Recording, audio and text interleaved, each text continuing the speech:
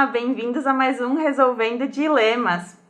Vou tirar as máscaras, a gente está seguindo todos os protocolos conforme o decreto, mas como estamos com o distanciamento correto, não tem problema a gente ficar sem a máscara para vocês também entenderem um pouco melhor da gente. Hoje a minha convidada é a Cris Tristassi, psicóloga, que vai falar sobre um tema muito importante que envolve todos nós, autossabotagem. Será que você se autossabota? Já vou adiantar a resposta e ela vai explicar. Todo mundo faz isso. Cris, muito obrigada pela presença, por ter aceitado o convite. Então vamos começar. Nós somos o nosso principal inimigo. Isso é verdade? Olha, muitas vezes sim, infelizmente, né?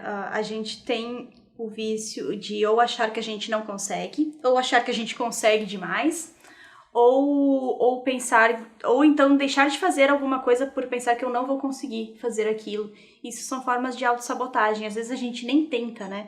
E quando a gente já tenta assim, tipo, não vou conseguir, então a gente nem dá o nosso melhor para aquilo. Se a gente desse o nosso melhor, daqui a pouco a gente conseguiria sim. E na verdade, às vezes a gente não percebe que tá nesse padrão, né? Acho que esse é o principal problema. A autossabotagem, ela é um processo muitas vezes inconsciente, a gente não tem noção que a gente está fazendo, até que vem alguém, geralmente uma psicóloga, né?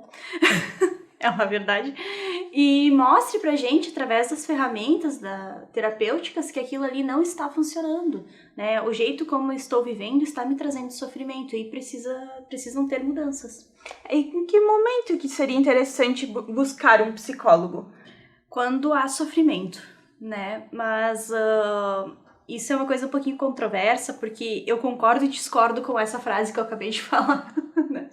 A gente não deveria esperar estar sofrendo, estar triste, estar mal. A gente deveria buscar antes ajuda, né? Em momentos assim, por exemplo, eu quero mudar alguma coisa na minha vida, não sei como.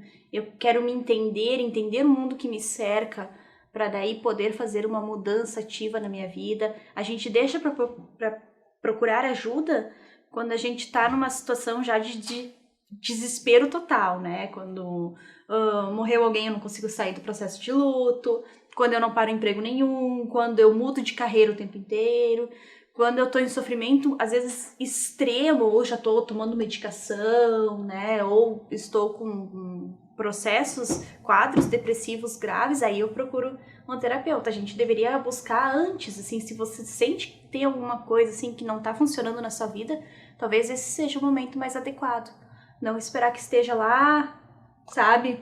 Quando já tá tudo muito difícil, porque daí, claro, tudo tem uma melhora e um processo de reversão, né? É possível reverter quadros, né, de depressão, de ansiedade, ninguém vive doente a vida inteira. Porém, quando se está num processo muito adiantado, o processo é mais longo, mais demorado, mais difícil até. Então não deixe chegar nesse ponto, procure antes. E até também para não se desmotivar, né? Às vezes está num processo tão avançado que acaba demorando um pouco mais para ter esse resultado e acaba se desmotivando porque a gente busca o imediatismo, né? Sim. É um pouco da raça humana a gente querer o resultado imediato, né? Eu costumo dizer que terapia não é miojo, não.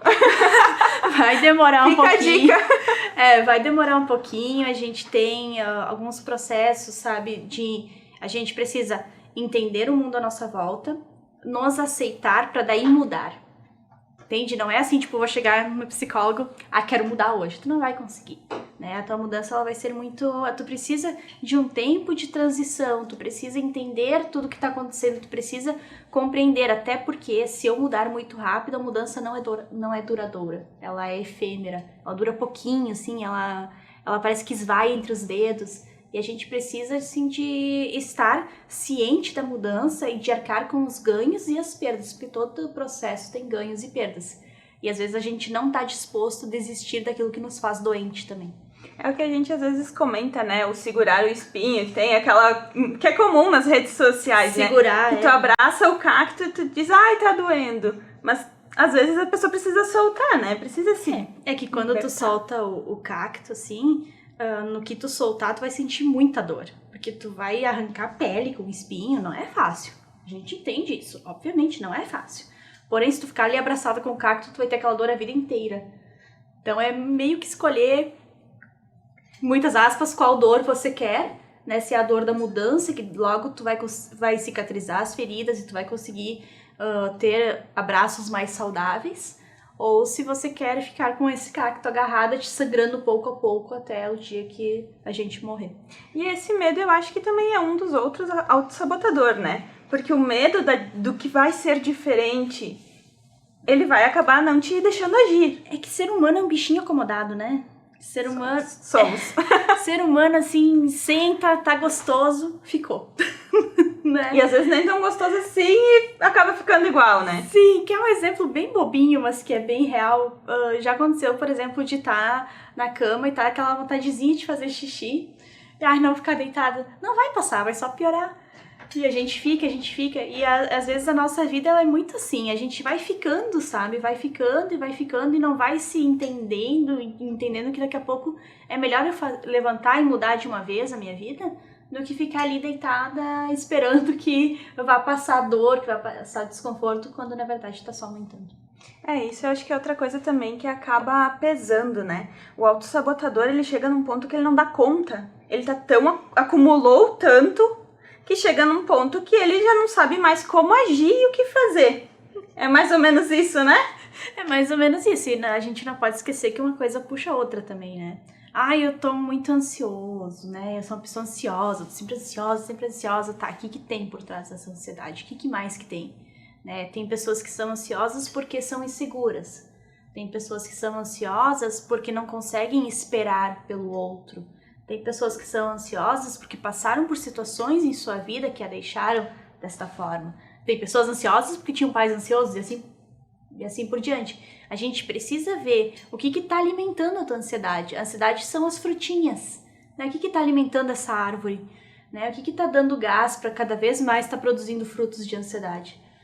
Perfeito. E comentando um pouquinho nessa questão de ansiedade e de fazer, né?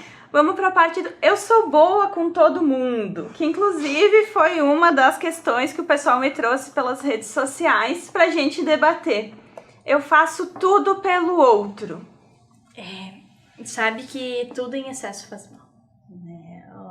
A gente pode pensar em várias questões para ilustrar isso. E a gente vive numa sociedade onde culturalmente é muito feio não ajudar. É muito feio. Então a gente precisa o tempo inteiro estar doando pra alguém, porque olha como aquela pessoa faz tudo e tudo. Olha como ela é boa. Olha como ela é boa, e isso como se levasse o status da pessoa, quando na verdade isso é uma grande mentira, né? Porque sabemos muito bem que quando a gente dá tudo pro outro, sobra pouco pra gente, e no fim das contas a gente tá muito infeliz com aquilo, a gente tá muito mal. Então é importante sim olhar pra gente, o se cuidar, o autocuidado, ele não é de forma nenhuma egoísmo. Né?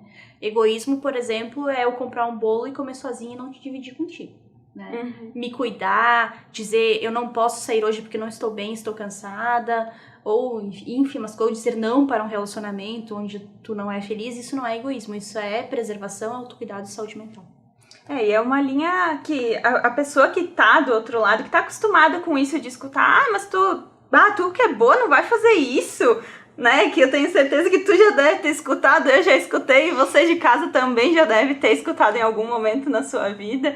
A gente acaba tendo isso como raiz. E é difícil essa mudança, né? É difícil e é uma coisa que acontece muito, que as pessoas vêm na terapia depois de um tempo, elas trazem uma fala que eu particularmente amo, que é assim, tu piorou muito depois da terapia.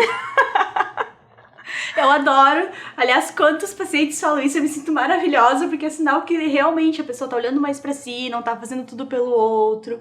E as pessoas ao redor percebem a mudança, porque de uma hora pra outra não tem mais nada na minha mão, eu tenho que me buscar, como assim? É o que tu falou da gente também, o lado, entre aspas, negativo, né? Porque as pessoas vão te julgar mais, né? Porque elas estão acostumadas com aquele processo de estar sempre aí, estar sempre à disposição, fazer tudo o que te pedem, mesmo que isso te sobrecarregue, né? Sim, as pessoas não, na verdade, elas não... Eu vejo que há uma espera muito pelo outro, né?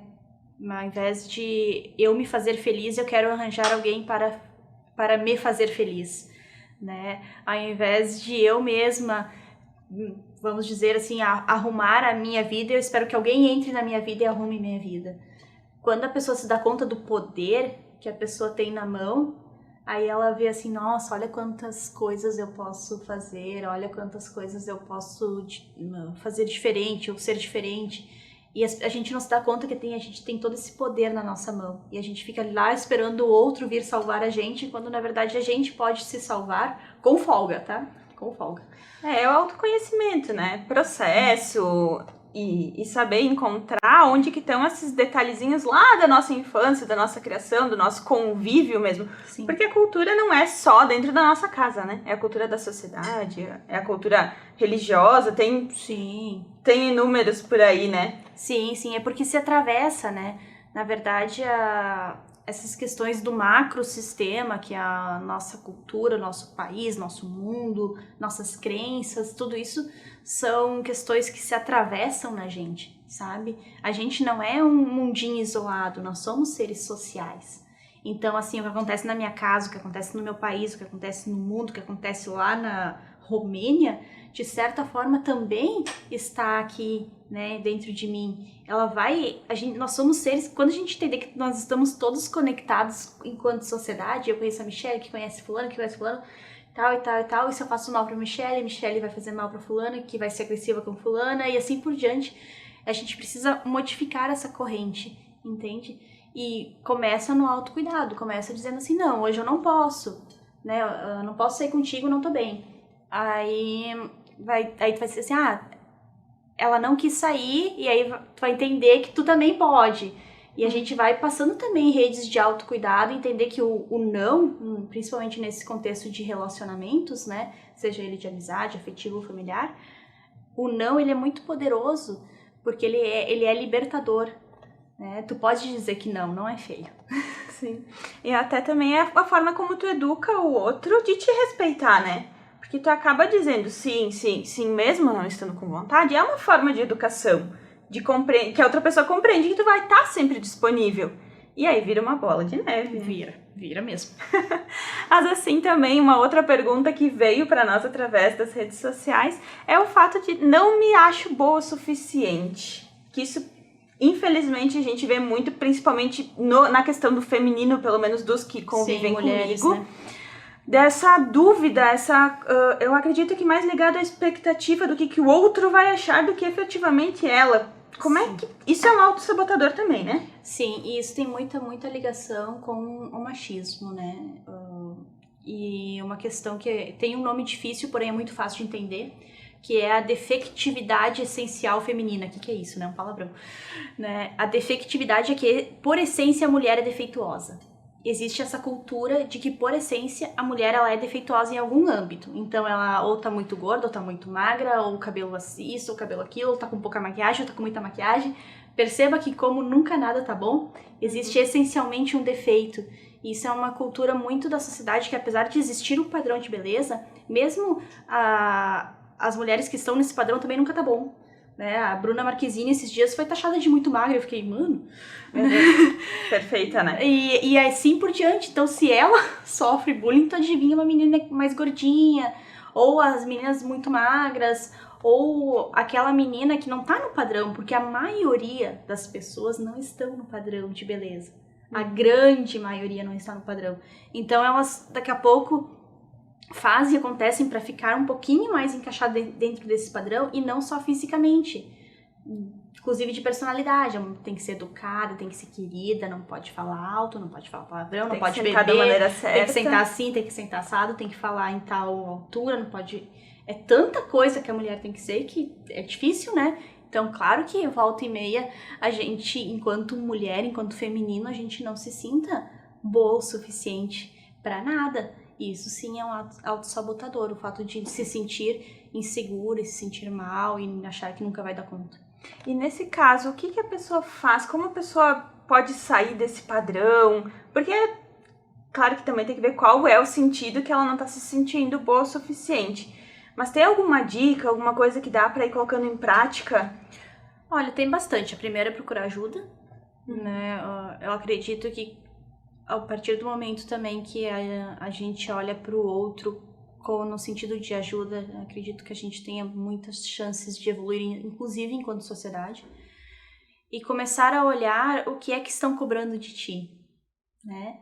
estão cobrando que tu use salto o tempo inteiro, mas isso é bom pra ti, é necessário, tu gosta, é assim que tu quer viver. Começa a questionar as coisas que tanto te cobram e que te fazem se sentir diminuída. Se for em relacionamento afetivo, começa a olhar se essa pessoa não está te podando, sabe? Te colocando numa gaiolinha onde dali tu não consegue sair, né? Um ciclo abusivo. O ciclo abusivo não é só em questão afetiva, é questão, tipo, familiar. Pai e mãe pode ser abusivo, sabe? A gente tem uma cultura na Serra Gaúcha, principalmente, de que família, meu Deus do céu, né? Falou mal de família, vai pro inferno, ou coisa parecida. E eu fico, às vezes, me questionando o quanto dentro das famílias tem relações abusivas, tóxicas, difíceis, que estão prendendo a pessoa ali dentro e as pessoas estão adoecendo. Então comece a questionar se aquelas coisas ali, por que tá te trazendo sofrimento? Se te traz sofrimento, procura ajuda. Perfeito. E falando um pouco dessa questão de cultura, até nem tava na nossa programação de falar, mas eu acho que, como tu fez a live recentemente sobre o assunto, eu acho que vale a pena a gente comentar também com o pessoal que tá em casa, que é a questão do preconceito, né? O preconceito. Porque eu acredito que quando a gente tá nessa busca de autoconhecimento, a gente aprender culturas novas, ver, não, como tu mesmo diz, né? Não tem como tu estar no lugar do outro. Sim. Mas se permitir ouvir, e tá tudo bem se tu não concorda com a visão do outro, né? Porque às vezes, por exemplo, o que eu vejo muito acontecer é a minha verdade é absoluta. E a gente esquece que existe a minha verdade, a verdade do outro e a verdade de fato. São 3 coisas diferentes. A verdade, ela tem 3 lados sempre. Então, a minha verdade, ela vai estar impregnada com as minhas vivências, com os meus estudos, a minha teoria, o que eu aprendi na vida, como eu fui criada. E a tua mesma coisa, e a verdade em si tá ali neutra. E a gente não tem como olhar a verdade, por isso que eu tenho muito isso, sabe, de como é que tu vai ser imparcial, né? Sempre tu vai ter alguma parcialidade ali. Mas isso não é uma coisa ruim, isso pode ser uma coisa muito boa. A questão que a gente tem que olhar muito é que no que diz respeito, pelo menos, à empatia, é muito complicado a gente se colocar no lugar do outro. Como se disseminou em rede social, em blogs, em tudo mais. Empatia, se colocar no lugar do outro. Não tem como se colocar no outro. Se eu for me colocar no lugar da Michelle, eu vou levar a Cris junto, sabe? Não tem como eu me despir de tudo que eu fui pra viver uma nova personalidade. Não tem como. O que a gente pode fazer empaticamente é ouvir, é não julgar, é olhar e entender que a Michelle precisa que seja feito tal coisa e não o que eu quero, né? A Michelle tá passando por uma dificuldade, então eu posso te ajudar da melhor forma que você precisa. Se você precisa dessa coisa, por mais que eu não concorde, o que eu não acho, ou tal, não é a minha vida, sabe? A empatia, ela é muito mais difícil do que se colocar no lugar do outro. Ela é não julgar, e nós como seres humanos, o que a gente faz? Julga o tempo inteiro, né? Sem, né, pudor nenhum, a gente julga a rodo. E quem sabe, assim, dar esse passinho pra trás e ouvir o outro e engolir a nossa soberba, ajude muito a gente a entender e ajudar o outro de fato, né? Porque a gente acha que tá ajudando quando a gente tá, na verdade, daqui a pouco impondo pro outro. A nossa visão e as nossas soluções, né? Muito fácil, né? Até o que dizem, e é bem comum, de que quem tá de fora enxerga a solução fácil, mas na verdade enxerga a sua solução, não necessariamente a solução que se enquadre pro outro. Sim, é o que eu faria, né? Mas, tipo, que daqui a pouco, se tu tivesse naquela situação, tu ia fazer a mesma coisa que o outro tá fazendo, sabe? Na maioria das vezes, aliás, é assim. Perfeito, então. Então, voltando um pouquinho lá pra autossabotagem, tem, além dessa de que o pessoal acabou comentando nas redes sociais, tem alguma outra que se destaca um pouco mais, que tu vê que é bem comum de acontecer nos... Eu vejo muito forte a autocrítica. A autocrítica e a questão, assim, da pessoa muito insistente. Sabe que tá errado, sabe que não vai dar em nada, serve pra tudo, né? Pra relacionamento, pra trabalho, pra que for. Sabe, entendeu? A pessoa sabe. É incrível, assim, que às vezes tu vai conversar com a pessoa e diz, eu sei que não é o melhor pra mim, mas... né? Eu sei. Mas se você sabe, meu anjo... vamos agir. Vamos se você mudar. sabe... E aí eu te pergunto, o que tá te segurando?